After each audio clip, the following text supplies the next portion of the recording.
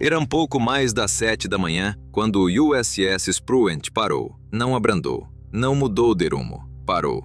No miúdo, Estreito de Hormuz, a 8 quilômetros da costa norte do Irão, nas águas mais perigosas do planeta, no segundo dia do bloqueio americano aos portos iranianos. O destroyer tinha abandonado a sua posição de patrulha habitual pouco antes das 7 para interceptar um navio de carga iraniano que tentava furar o bloqueio. Agora estava imóvel, com os motores desligados e 3 compartimentos a inundar em simultâneo. A bordo do Abraham Lincoln, a 340 quilômetros de distância, ninguém sabia ainda, ninguém estava a caminho. Está a bordo do USS Spruant. A costa iraniana fica a 8 quilômetros a norte. O navio está a inundar e acabou de perceber que aquilo que parou o Spruant não foi disparado contra ele, estava à sua espera. Para compreender o que aconteceu naquela manhã, é preciso perceber o que estava depositado no fundo do Estreito de Hormuz antes do Spruant ali chegar. Porque não foi um míssil, não foi um torpedo, não foi qualquer arma que o Irão tivesse disparado naquela manhã, nem em nenhum das 46 manhãs anteriores da guerra. Foi uma mina naval, mais especificamente, uma mina de influência por pressão, uma arma que não detona por contacto. Assenta no fundo do mar e aguarda. Mede a variação de pressão na coluna de água causada pela passagem de um navio de grande porte por cima dela. Quando essa variação atinge um determinado limiar, o limiar correspondente a um navio suficientemente pesado para valer a pena destruir, dispara para cima. Não contra o casco, contra a coluna de água por baixo do casco. A explosão não abre um buraco, cria uma onda de choque que atravessa a água e atinge a quilha por baixo com uma força que nenhuma chapá de revestimento foi concebida para absorver nessa direção. A quilha do Spruant absorveu essa força naquela manhã. A explosão não foi ruidosa, não a partir do interior do navio, não da forma como a tripulação esperaria que uma explosão soasse. Foi um baque surdo e ressonante que percorreu o açô vindo de baixo, atravessou os pavimentos, as santiparas, todas as superfícies que alguém estava a tocar naquele momento, sentido antes de ser ouvido. O tipo de impacto que diz a todos a bordo, em simultâneo e em palavras, que algo aconteceu ao próprio navio e não a algo nas suas imediações. 3 compartimentos na secção de proa começaram a inundar nos 90 segundos seguintes. A flexão da quilha provocada pela onda de choque tinha aberto fissuras de tensão em 2 soldaduras do casco, que tinham aguentado sem qualquer problema durante 11 anos de operações normais. O terceiro compartimento inundou através de uma ligação de tubagem que a flexão da quilha tinha cortado, limpando os espaços de engenharia. Não era uma inundação catastrófica. Não era o tipo que afunda um navio em minutos. Era o tipo que dá tempo. Especificamente, dá tempo suficiente para tomar as decisões certas ou as erradas. E o resultado depende inteiramente de quem está a tomar essas decisões. A tenente-comandante Rachel King era oficial de controle de avarias do Spruant. Tinha a avaliação da inundação no seu painel 3 segundos após a detonação. 3 compartimentos, caudal combinado de inundação de 280 litros por segundo.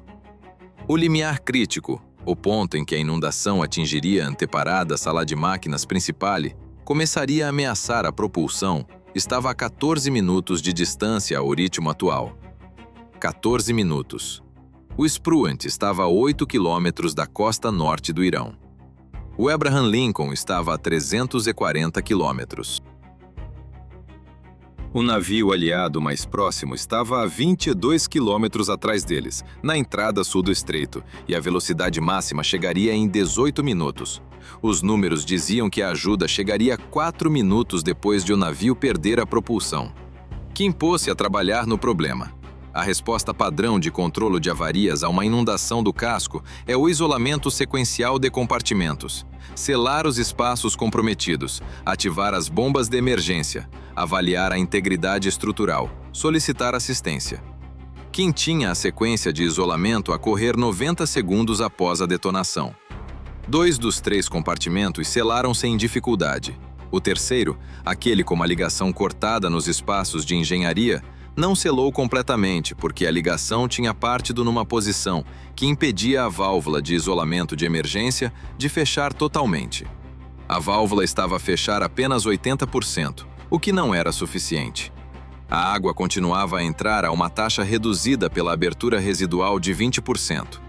Com 80% de isolamento, o caudal de inundação no terceiro compartimento desceu descendo, e 40 litros por segundo para 31 litros por segundo.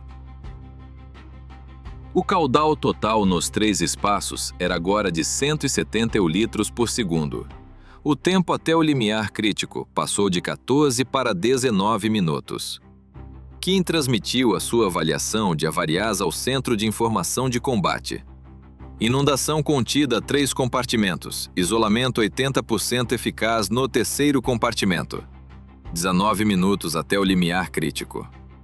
A solicitar apoio de engenharia de emergência para completar o isolamento na ligação cortada. A resposta chegou 11 segundos depois. Kim, temos um segundo problema. A detonação da mina tinha ativado todos os sensores passivos do Spruant em simultâneo. A assinatura acústica específica de uma mina de influência por pressão a detonar por baixo da quilha de um navio, uma assinatura que todos os operadores de sonar da Marinha dos Estados Unidos treinam para reconhecer e esperam nunca ouvir num combate real, tinha se propagado a partir do ponto de detonação em todas as direções através da água. O sonar montado no casco do Spruant tinha registrado com precisão detalhada. E o operador de sonar, o primeiro oficial James Okafor, estava a olhar fixamente para o seu ecrã há 2 minutos e tinha encontrado naquele registro algo que não conseguia explicar e que não conseguia deixar de pensar. A assinatura acústica da mina estava errada, não errada no sentido de invulgar para uma mina, errada no sentido de inconsistente com qualquer mina militar iraniana existente na biblioteca de ameaças. As características do espoleta de pressão, a assinatura do composto explosivo, a ressonância da carcaça, tudo apontava não para armamento militar iraniano, mas para uma mina marítima de padrão comercial. O tipo utilizado não para combate, mas para negar o acesso a canais de navegação específicos em águas contestadas. As forças militares iranianas nunca tinham utilizado minas de padrão comercial neste conflito. O Irã usava minas de padrão militar, armas concebidas para o combate, documentadas em todas as bibliotecas de ameaças, reconhecíveis em qualquer sistema de sonar da Marinha Americana. Uma mina de padrão comercial no canal de navegação do Estreito de Hormuz significava uma coisa muito específica, algo que Okafor tinha tentado articular durante 2 minutos e que Kim compreendeu no momento em que o Centro de Informação de Combate lhe o transmitiu. Esta mina não foi colocada aqui para atacar navios de guerra americanos. Foi colocada aqui para destruir navios mercantes depois de qualquer acordo de paz reabrir o estreito. O Irã tinha estado a minar o canal de navegação comercial do pós-guerra durante o cessar-fogo, não o corredor de trânsito militar, o canal comercial, a rota que todos os petroleiros e navios de carga utilizariam no momento em que o estreito reabrisse a comércio internacional. Enquanto o mundo observava as negociações de paz e esperava por um acordo, ativos iranianos de lançamento de minas tinham estado a semear o canal de navegação comercial com minas de padrão civil, especificamente concebidas para detonar por baixo do casco de um petroleiro carregado. O Spruant tinha atravessado do corredor de trânsito militar para o canal comercial durante a sua corrida de intercepção ao navio de carga iraniano. Tinha feito isso sem saber que o canal comercial existia como um campo de minas separado. Tinha feito isso porque nenhuma avaliação de informações tinha indicado que o canal comercial estava minado, porque as minas eram de padrão comercial, porque tinham sido colocadas durante o cessar-fogo, quando os ativos de vigilância estavam focados em movimentos militares e não na preparação do canal comercial. O Spruant não tinha sido apanhado numa armadilha, tinha entrado numa armadilha que nunca foi feita para ele. O que significava que a armadilha ainda estava lá. Cada mina que ainda não tinha detonado continuava depositada no fundo do canal de navegação comercial, num padrão que ninguém tinha cartografado e ninguém tinha detetado, e que se estendia por uma distância e numa direção desconhecidas, por baixo de águas que 230 petroleiros carregados esperavam para atravessar no momento em que qualquer acordo de paz abrisse o estreito. Kim olhou para o seu painel de inundação. 17 minutos até o limiar crítico. 20 quilômetros até o navio aliado mais próximo. Costa iraniana a 8 quilômetros. Pegou no circuito de comunicação e continuou a trabalhar os dois problemas em simultâneo. A ligação de tubagem cortada no terceiro compartimento. A equipa de engenharia tinha chegado até lá às 7h19 e constatado que a ligação tinha partido numa posição que tornava a substituição padrão impossível sem esvaziar o compartimento primeiro. Esvaziar o compartimento levaria 8 minutos. Não tinham 8 minutos. Kim fez à equipa apenas uma pergunta. A ligação podia ser contornada em vez de substituída? Não reparada. Contornada.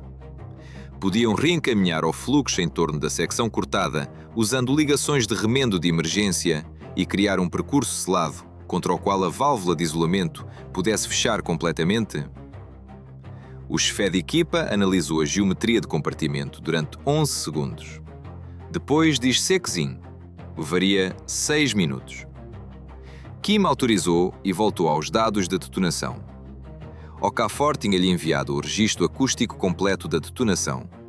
Ela estava a analisá-lo há 4 minutos, enquanto a equipa de engenharia trabalhava no contorno da ligação. Os dados de propagação da onda de pressão eram uma chave. Uma mina de padrão comercial assentada no fundo do mar a uma profundidade específica e detona com um perfil de pressão específico que varia consoante a composição do fundo, a profundidade da água e a distância em relação a minas adjacentes na formação de colocação. Os padrões de reflexão do fundo no registro de Okafor estavam a ressaltar em algo, em múltiplos objetos, a intervalos regulares, numa direção que se estendia a nordeste do ponto de detonação em direção ao corredor de entrada padrão do canal de navegação comercial. Intervalos regulares. A doutrina conhecida de minas comerciais especificava intervalos de colocação entre 180 e 220 metros para operações de negação de canal. O padrão de reflexão era consistente com um espaçamento de 200 metros. Kim traçou os rumos de reflexão em relação à geometria conhecida do corredor do canal comercial e obteve 11 posições de contacto adicionais. 11 minas dispostas em linha reta ao longo do corredor de abordagem principal do canal de navegação comercial, estendendo-se 2,2 km a nordeste da posição atual do Spruant. Às 7h23, a equipa de engenharia concluiu o contorno da ligação cortada. A válvula de isolamento fechou até 97%. O caudal de inundação no terceiro compartimento caiu para 4 litros por segundo. O caudal total nos 3 espaços desceu para 45 litros por segundo. O tempo até o limiar crítico estendeu-se para 41 minutos. O Spruant já não estava a afundar. Kim transmitiu os dados de posição das minas ao Centro de Informação de Combate.